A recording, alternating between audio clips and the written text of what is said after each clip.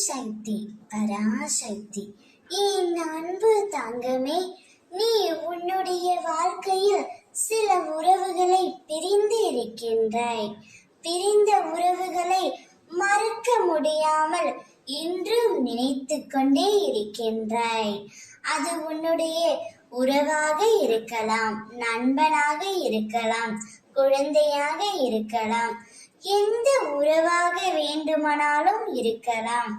ஆனால் உனக்கு அந்த உறவின் மீது அதீத அளவு அன்பும் கண்மூடித்தனமான நம்பிக்கையும் நீ வைத்திருந்தாய். காலத்தின் கட்டாயத்தாலும் விதியாலும் சதியாலும் நீ அந்த உறவை பிரிந்து விட்டாய். ஆனால் உனக்குள் ஒரு வருத்தம் இருக்கின்றது.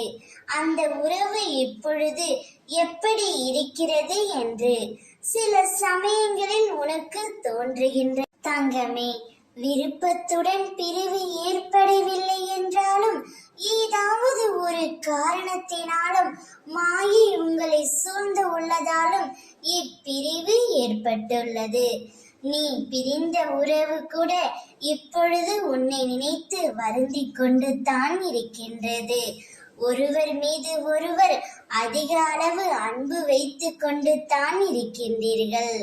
நீ எந்த உறவை இதனால் வரை நினைத்து கொண்டிருந்தாயோ அந்த உறவு கூடிய விரைவில் உன்னிடம் வரும். என்னையே நம்பி என்னுடனே பயணி.